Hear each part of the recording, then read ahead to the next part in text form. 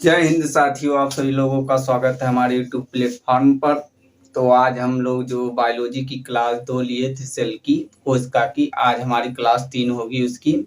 अगर ये आप जो यहाँ पर मैं समझाऊंगा इस फिगर के साथ, अगर इसको आप याद रखोगे तो आपको कोशिका की पूरी थ्योरी पढ़ने की जरूरत नहीं है, मैं यहीं पर समझा देता हूँ। इसको ध्यान से देख लीजिए। बाकी नोट्स जो मैं पीडीएफ फाइल आपको भेज रहा हूँ टेलीग्राम पर, आप वहां से नोट्स बनाते रहें, बाकी यहाँ पर समझे से। तो देखिए, कोशिका कोशिका क्या है, मैंने पहली क्लास में बताया था कोशिका क्या है। तो कोशिका cell is the structure functional unit of living and organism. कोशिका जीवन की सबसे सूक्ष्मतम संरचनात्मक एवं कार्यात्मक जीवन की इकाई है। कोशिका जीवन की सबसे सूक्ष्मतम संरचनात्मक और क्रियात्मक इकाई है। आप जान गए ना कोशिका की परिभाषा क्या होती है। कोशिका में देखिए जो इम्पोर्टेंट उसके भाग हैं वो मैं बताता हूँ। ये कोशिका है, कोशिका भित्ति है, सेल वॉल। ये थोड़ा मार का, चलो कोई बात नहीं। ये हमारा सेल वॉल है और ये हमारा पूरा इसमें जीव द्रव्य भरा रहता है। ये पूरा जीव द्रव्य भरा रहता है जिसको कहते हैं साइटोप्लाज्म। क्या कहते हैं? साइटोप्लाज्म। और ये हमारा केंद्रक है, ये हमारी केंद्रिका है। तो सबसे पहले समझिए केंद्रक। केंद्रक में डीएनए आरएनए क्रोमोसोम, मतलब केंद्रक और केंद्रिका में क्रोमोसोम भरा रहता है जो जीवन की सबसे सूक्ष्मतम इकाई को इकट्ठा करके रखता है। जो हमारे फादर का उनके पुत्र में जो हमारे करैक्टर को ले जाता है, जीवन के करैक्टर को, वो सब इसी में रहते हैं। बाकी ये साइटोप्लाज्म में जो भाग है, mitochondria, Golgi body, ribosome, endoplasmic reticulum यही केंद्रक पे ऐसे लगे रहते हैं। क्लोरोप्लास्ट या क्रोमोप्लास्ट, माइटोकॉन्ड्रिया। तो केंद्रक का कार्य क्या है पहले यहाँ पर देख लीजिए। माइटोकॉन्ड्रिया को कोशिका का ऊर्जा घर कहते हैं। कोशिका को ऊर्जा घर कहते हैं माइटोकॉन्ड्रिया को, क्योंकि यह कोशिका में श्वसन का कार्य करती है। माइटोकॉन्ड्रिया इसको ऊर्जा ग्रह भी कहते हैं, क्योंकि यह एडीपी को एटीपी में कन्वर्ट कर कोशिका को ऊर्जा प्रदान करती है। तो उसे माइटोकॉन्ड्रिया कहते हैं। जैसे कि हमारे शरीर में बहुत सारी, मान लीजिए मैं बोल रहा हूँ तो सबसे ज्यादा मुझे ऊर्जा इस समय कहाँ चाहिए, तो मुझे बोलने के लिए चाहिए, मुंह की है।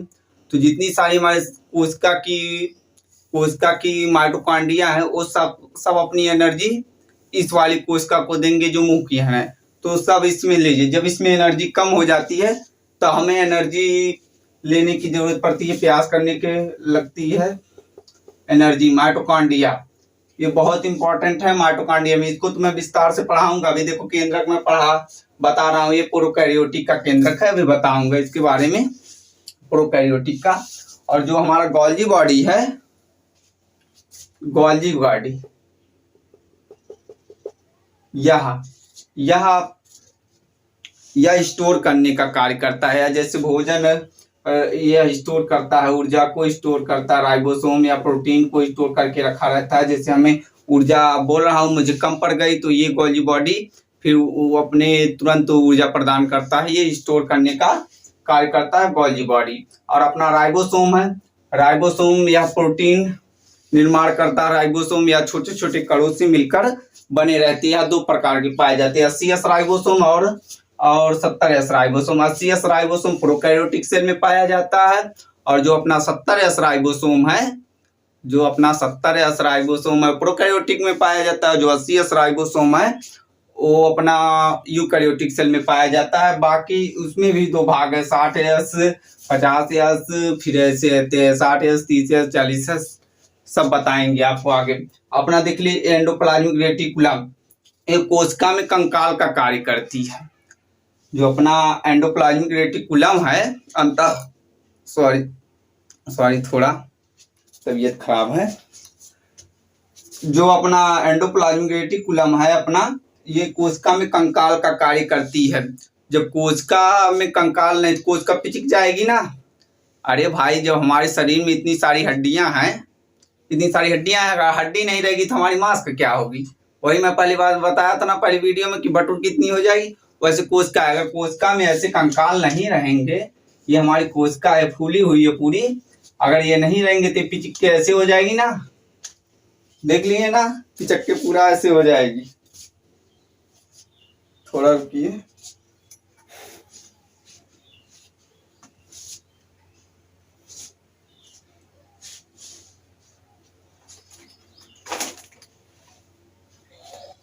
वो पिचक के ऐसे हो जाएगी। तो यही है कोशिका। ये दो प्रकार की होती है, रफ टाइप एंडोप्लाज्मिक रेटिकुलम और स्मूथ टाइप रेटिकुलम। जो रफ टाइप है उस पे राइबोसोम चिपके रहते हैं, इसमें राइबोसोम चिपके रहते हैं। और ये और जो होती है स्मूथ टाइप राइबोसोम, वो पूरी चिकनी होती है। बाकी इसमें ये जीवन के जो इसमें आते हैं कण, ये इसी रास्ते से होकर केंद्रक और केंद्रिका में प्रवेश करते हैं। और लाइसोसोम बहुत इंपॉर्टेंट है सेल में। लाइसोसोम क्या है, तो इसे आत्महत्या की थैली भी कहते हैं।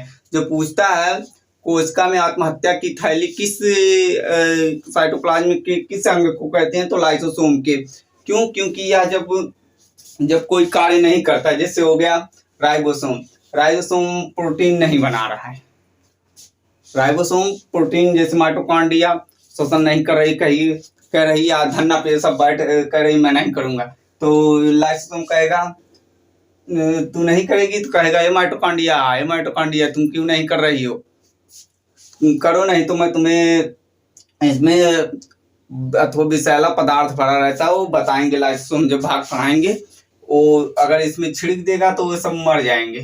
तो क्या होगा, अगर ये सब धरने पे बैठ जाएंगे, पूरे जितने अंग है अगर धरने पे बैठ जाएंगे, कहेंगे आज मैं नहीं करूंगा अपना कार्य, सब बैठ गए हैं, इनकलाब जिंदाबाद नारा लगाकर सब बैठ जाएंगे। तो लाइसोसोम केंद्र को कहेगा चाचा उनको बोलो ना करने के लिए, वो करेगा। जब केंद्र से नहीं मानेगा तो केंद्र कहेगा लाइसोसोम तुम अपने आप को फाड़ दो। तो ये अगर अपने आप को फाड़ देगा तो इसमें जितना भी विषैला मैट्रिक पदार्थ पड़ेगा वो सब इसमें फैल जाएंगे, सब मर जाएंगे, कोशिका का खेल ही खत्म। तो इसीलिए इसे आत्महत्या की थैली कहा जाता है। ये सबके डरवा कर रखता है कार्य करने के लिए। जैसे हम लोग हैं, अगर आपके माता पिता आपको नहीं बोलेंगे तो आप क्या हो जाएंगे, अपने मन को हो जाएंगे, पढ़ेंगे नहीं, घूमेंगे ऐसे। तो वही बात है, घूमेंगे फिरेंगे, काम जब मन आएगा काम करेंगे, नहीं तो अगर प्रेशर रहेगा, गुरु का प्रेशर रहेगा, माता पिता का प्रेशर में जो काम हो जाता है वो तो मस्ती में नहीं हो पाता है। मस्ती में दाई हो जाता है, जैसे फ्रेंड में हुआ और भी हुआ, बाकी नहीं। पढ़ने का मन करेगा, पढ़ने कोई नहीं मन करता, किसी का भी नहीं, आपका भी नहीं करता होगा। प्रेशर में पढ़ते हैं, प्रेशर में जैसे हो गया अभी नौकरी का कोई होगा, नौकरी के पाने के लिए प्रेशर में रहता है, वो सब कुछ ना कुछ प्रेशर रहेगा तभी आप पढ़ेंगे। बाकी वैसे फालतू में क्या पढ़ाएं, मुझे कोई फायदा ही नहीं, यही बात है। तो लाइसोसोम सबको डरवा कर रखता है, इसलिए सब काम करते हैं। ये जो क्लोरोप्लास्ट है या क्रोमोप्लास्ट, ये सिर्फ प्रोकैरियोटिक सेल में पाया जाता है। ये जो इसको हरित लवक भी इसमें पाया जाता है। तो ये जो ऊर्जा लेकर भोजन बनाता है, सूर्य की रोशनी से ऊर्जा लेकर, जैसे पेड़ पौधों में माने प्रोकैरियोटिक सेल में पाया जाता है। ऊर्जा लेकर प्लांट सेल में पाया जाता है, ऊर्जा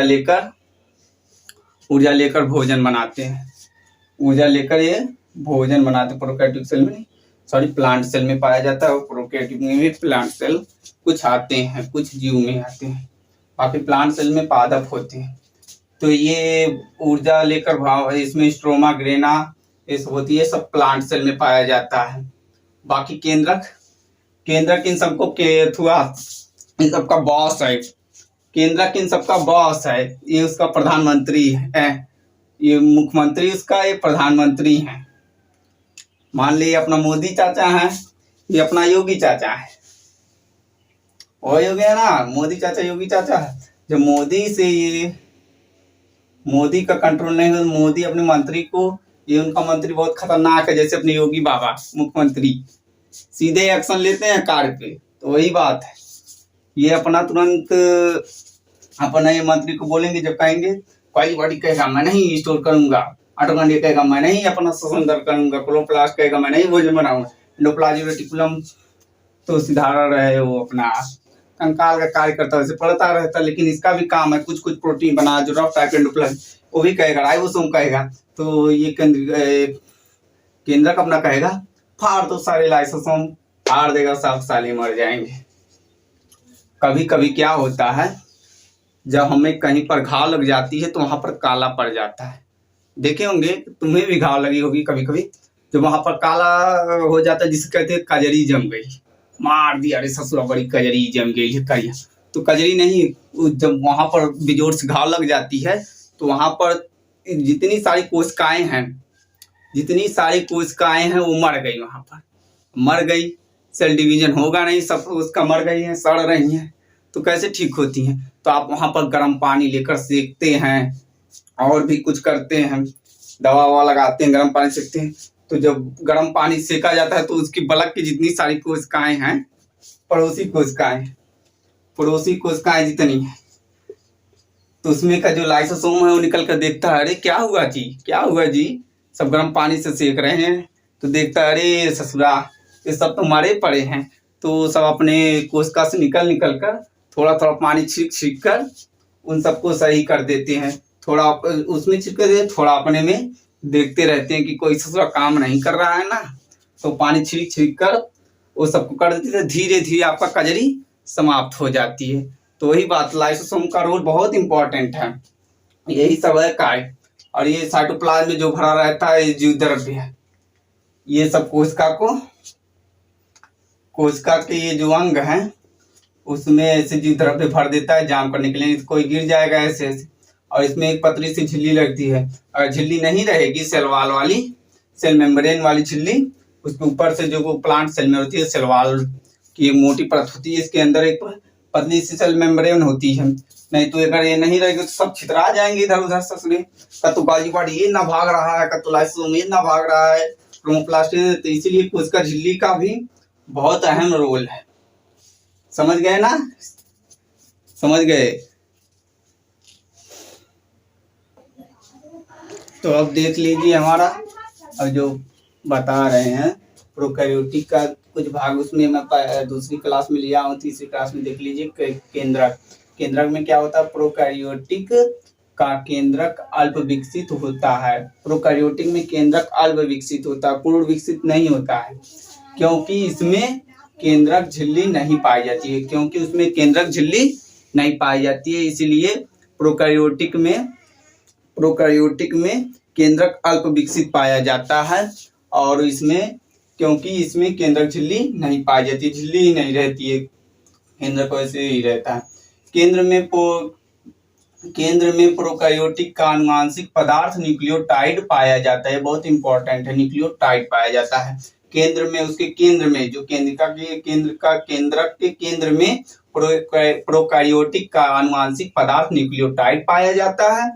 न्यूक्लियोटाइड क्या है, तो न्यूक्लियोटाइड एकल द्विकुंडलित वृत्ताकार नग्न डीएनए होता है, जो हमारा डीऑक्सीराइबोन्यूक्लिक एसिड, इसका फुल फॉर्म है डीएनए का, तो न्यूक्लियोटाइड एकल द्विकुंडलित वृत्ताकार नग्न डीएनए होता है। अब नग्न डीएनए के नग्न माने क्या होता है, तो नग्न शब्द हिस्टोन प्रोटीन को दर्शाते हैं, नग्न शब्द हिस्टोन प्रोटीन को दर्शाते हैं, आगे बताएंगे जो सेल डिवीजन पढ़ाएंगे। प्लाज्मिड क्या है, इसे अतिरिक्त पदार्थ या डीएनए कहा जाता है, प्लाज्मिड को इसे अतिरिक्त पदार्थ या डीएनए कहा जाता है, किसको, प्लाज्मिड को। यह कोशिका द्रव्य में होता है, जैसे कोशिका है, कोशिका भरी है, तो कोशिका द्रव्य में होता है। यह शब्द लीडर वर्ग ने दिया, प्लाज्मिड शब्द किसने दिया, तो लीडर वर्ग ने दिया, ये इंपॉर्टेंट है, लीडर वर्ग ने दिया, प्लाज्मिड शब्द लीडर वर्ग ने दिया। इसमें स्वप्रकृति का गुण पाया जाता है, इसमें स्वप्रकृति या पुनः ही निर्माण करते हैं, स्वप्रकृति का गुण पाया जाता है। कुछ नोट पॉइंट देख लीजिए, सेल्स नहीं है, कुछ अलग पॉइंट है जो इंपॉर्टेंट है आपको, जो ICR UP कैडेट के बच्चे हैं उनके लिए। तो हिरोशिमा, नागासाकी, चेरनोबिल और 3 माइल घटना रेडियो एक्टिव प्रदूषण से होता है। रेडियो एक्टिव प्रदूषण से कौन कौन से रोग होते हैं? हिरोशिमा, नागासाकी, चेरनोबिल और 3 माइल घटना रेडियो एक्टिव प्रदूषण से होता है। और अपना Hg मरकरी जो तत्व है, Hg मरकरी तत्व से जापान में मीनामाटा रोग हुआ। Hg जो मरकरी हमारा है तत्व, उससे जापान में मीनामाटा रोग हुआ। मीनामाटा रोग हुआ। स्क्रीनशॉट लीजिए, इसके आगे बताते हैं। तो हम देख लेते हैं क्रोमेटोफोर। जो क्रोमोजोम है, जो हमारा क्रोमोजोम नहीं, जो क्लोरोप्लास्ट है, उसी को क्रोमेटोफोर कहते हैं। क्रोमेटोफोर कहते हैं। यह प्रकाश संश्लेषी जीवाणु में मिलने वाला वर्णकों का समूह है। जीवाणु में मिलने वाला वर्णकों का समूह है कौन? क्रोमेटोफोर। या क्रोमेटोफोर वही है, क्लोरोप्लास्ट का भाग होता है, उसी को क्रोमेटोफोर कहते हैं। जीवाणु में वर्णकों का मिलने वाला समूह है। राइबोसोम, इसमें 70S प्रकार का राइबोसोम होता है जो प्रोटीन निर्माण करता है। मैंने कहा ना, प्रोकैरियोटिक सेल में राइबोसोम 70S प्रकार का पाया जाता है, वही है। अंतर्वैष्ट पिंड क्या है? तो संचित भोजन के कण होते हैं, आवरण रहित होते हैं। ये 3 प्रकार के होते हैं, फास्फेट कण, ग्लाइकोजन कण और साइनोफाइसिन कण। ये आवरण 3 प्रकार के होते हैं, फास्फेट कण, ग्लाइकोजन कण, साइनोफाइसिन कण। और संचित भोजन के कण होते हैं, आवरण रहित होते हैं। तो स्क्रीनशॉट लीजिए। तो आज की क्लास यहीं पर समाप्त होती है। ये हमने कुछ प्लांट से, जो प्रोकैरियोटिक सेल है, यूकैरियोटिक सेल है, तो प्रोकैरियोटिक सेल के जो डिफरेंट पार्ट है जो प्रोकैरियोटिक सेल में नहीं पाए जाते, उसको हमने पढ़ लिया। और कुछ ऐसे वर्ड जो प्रोकैरियोटिक में कुछ ऐसे भाग हैं जो यूकैरियोटिक सेल में जो कुछ ऐसे भाग हैं जो प्रोकैरियोटिक सेल में नहीं पाए जाते हैं, तो उसको अब इसके बाद उसी को हम पढ़ेंगे। यूकैरियोटिक सेल में कौन कौन से भाग है जो प्रोकैरियोटिक सेल में नहीं पाए जाते हैं। उसके बाद वो 2-3 पेज का हो जाएगा। उसके बाद जो बचते हैं जो दोनों में सेम पाए जाते हैं, जैसे माइटोकॉन्ड्रिया, एंडोप्लाज्मिक रेटिकुलम, लाइसोसोम और गोल्गी बॉडी, ये सब जितने भी है, स्पाइरोसोम, ये सब जो जितने भी है जो सेम पाए जाते हैं प्रोकैरियोटिक यूकैरियोटिक सेल में। फिर उसके बाद सेम पढ़ाएंगे, फिर सेल चैप्टर खत्म करके सेल डिवीजन पढ़ाएंगे। जैसे एक कोश का सेल से दूसरी कोश का सेल का निर्माण कैसे होता है, एक सेल से मिलकर पूरे शरीर का निर्माण कैसे, ऊतक का निर्माण कैसे होता है, वो सब बताएंगे। तो आपको क्लास कैसी लगी कमेंट सेक्शन के माध्यम से बताइए। और क्लास को लाइक कीजिए, शेयर कीजिए। नए स्टूडेंट है चैनल को सब्सक्राइब कीजिए। और जो हमारे नए स्टूडेंट जुड़े हैं वो चैनल को ज़्यादा से ज़्यादा शेयर करके और ज़्यादा स्टूडेंट जोड़िए। जय हिंद।